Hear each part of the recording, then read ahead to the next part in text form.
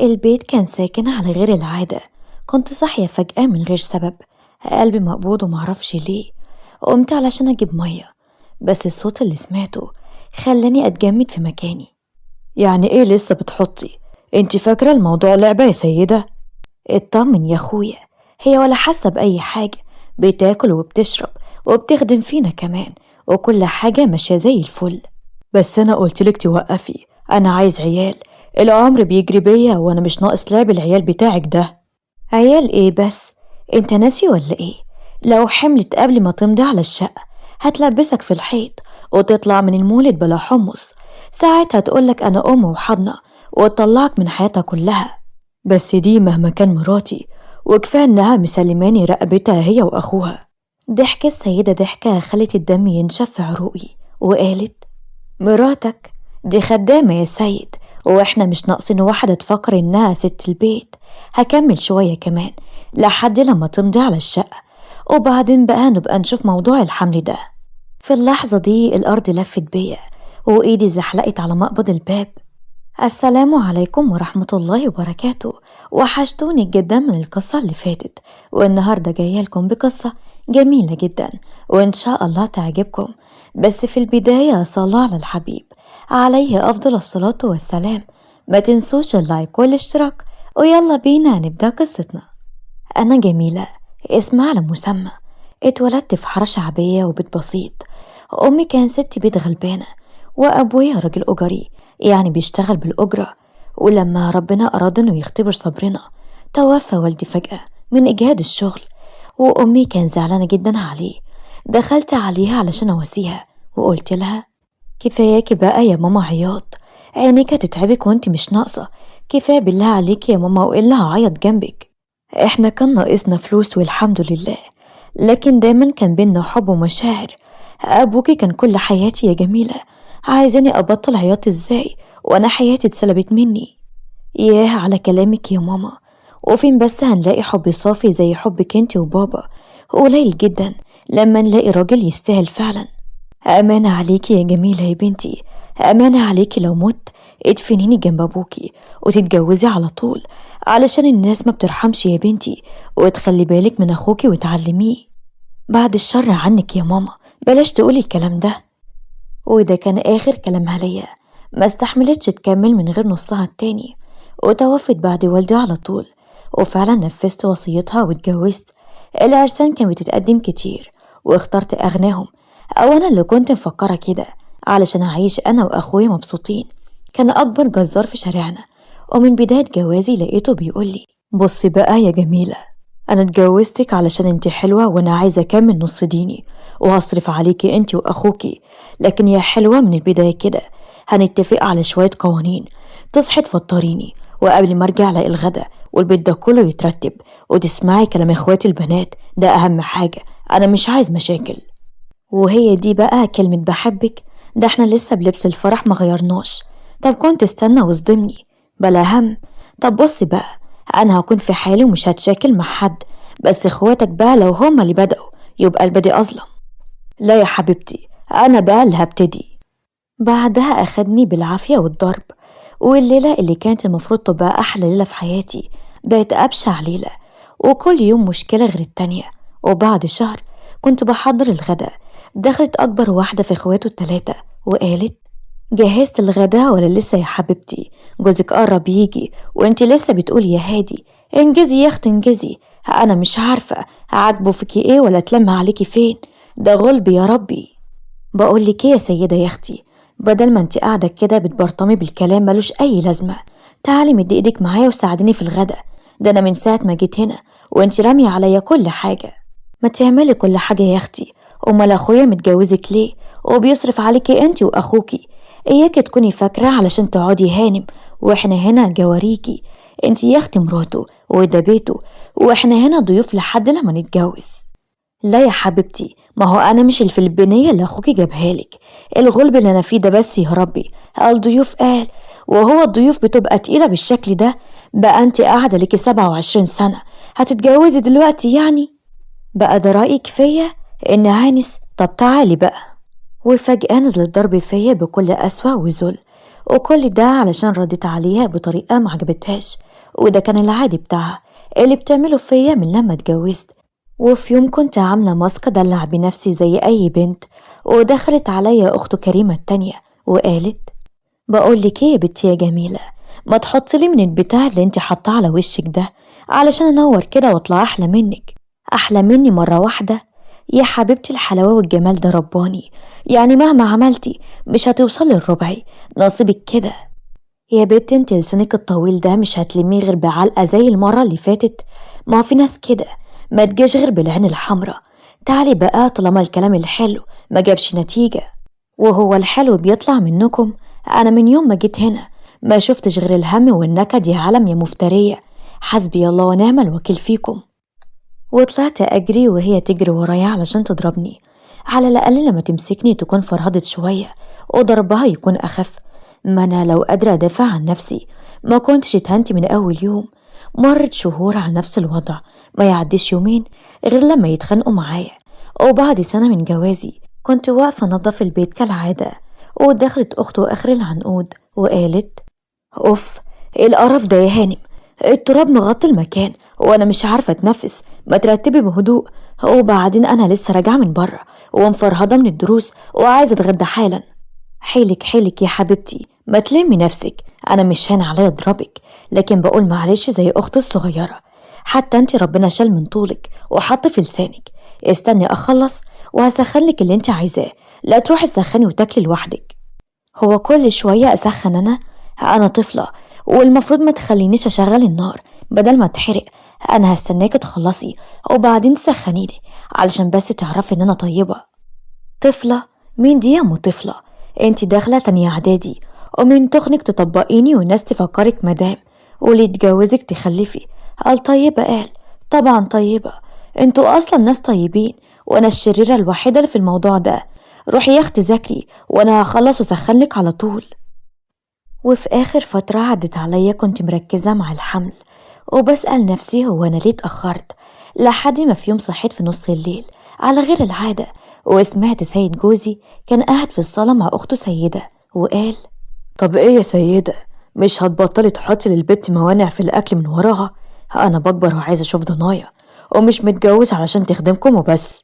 يا عبيط أنا عايزة مصلحتك، لو حملت وتعبت قبل ما تمضيها على الشقة بتاعتهم أقل كلمة هتقولها لك: أنا أم وحضنة وطلقني. كلام كتير ووجع راس، واحتمال تروح شقة أمها القديمة. أما بقى لما تمضيها وتخسرها الشقة اللي مقوياها هتكون مكسورة وتحت جناحك طول الوقت.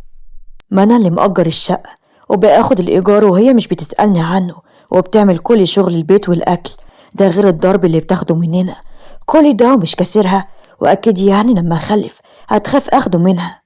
اسمع مني بس ومضيها وأنا هوقف البرشام. وبعدين وفجأة سيد وقف وقال بغضب: لا هتوقفي يا سيدة، لا إما مش هخليها تاكل معاكم تاني.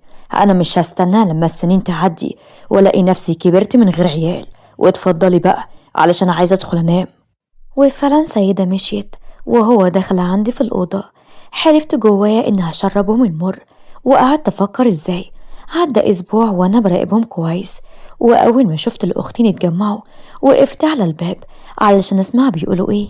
طيب ما انتي بتحطي في الأكل، أنا بقى أحط في المية ليه؟ وافرض بقى خدت بالها وما شربتش منها، تبقى عملتلنا كارثة. ما أخوك الفالح يا أختي عايز يوقفه علشان نفسه يخلف. لو البنت دي خلفت هتستقوى علينا وتفرد جناحاتها علينا، خصوصا بقى لو كان واد. يا لهوي، ومش هتعمل لنا أكل ولا ترتب؟ لا كله إلا الأكل، دي عليها نفس بنت الإيه، وأنا بحاول أتعلم منها. يعني كل اللي همك الأكل؟ ده أنا في هم وغلب مرار طافح. أخوكي لو خلف يا أختي هيصرف كل الفلوس عليها وعلى عيالها، وإحنا بقى ينسانا خالص. بعدها مشيت من قدام الأوضة وأنا كل غضب منهم، واللي غير كل حياتي لما رحت اشتري طلبات للبيت. قلت لنفسي هعدي على الشقة بتاعتنا، ولقيت راجل شكله غريب بيسأل البقال اللي تحت بيتي عني وعن أهلي. قربت منه وقلت له: أفندم يا أستاذ، من حضرتك وبتسأل عني ليه؟ حضرتك بنت الأستاذ عزمي النصار؟ أنا لما سألتك بتسأل عني ليه يبقى سمعتك، أنا بنته، مش جاي أسألك من فراغ ولا حاجة. حضرتك عندك حق، أنا بس من الصدمة مش مصدق إن أنا لقيتكم أخيرا. حبيت أتأكد بس. بصي حضرتك ده الكارت بتاعي، نوريني في المكتب في أقرب وقت. مسكت الكارت وسألته وقلت: محامي؟ وحضرتك عايز ايه بقى مننا؟ في قضية ولا ايه؟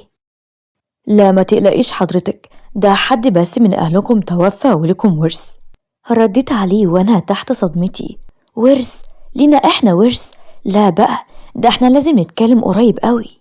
وفعلا تاني يوم رحت للمكتب وقعدت وقال: اسمعيني يا أنسة جميلة، انتي تعرفي ان والدك ليه أخ من والده بس، يعني أخ غير شقيق، والأخ ده ليه أخت. معنى كده ان انا ليا عمي وعمتي غير شقق، صح كده؟ أيوة يا مدام جميلة، ودلوقتي هو توفى ووصى إن الفلوس تتوزع بشرع ربنا حتى على والدك، ودلوقتي التركة كبيرة جدا، وأخته اللي هي عمتك ليها النص، وحضرتك وأخوكي لكم النص. كلام المحامي برجل دماغي، وبعد ما استلمنا الورثة أنا وأخويا عرفت جوزي اللي اتحول 180 درجة لواحد أول مرة أشوف حنيته، وقال: بجد يا حبيبتي يا هنا والله، أنا من دلوقتي هجيبلك شغالة، ومش عايزك ترفعي شعرة واحدة بس من على الأرض. وهو أنا بقولك حامل يا سيد؟ أنا بقولك أنا اختنيت، الدماغ دي بس يا ربي. عرفت إنه بيعمل كده علشان أكسبه في صفي، وقلت لنفسي لازم أشربكم المر في كاسات، وبدأت فعلا في تنفيذ خطتي.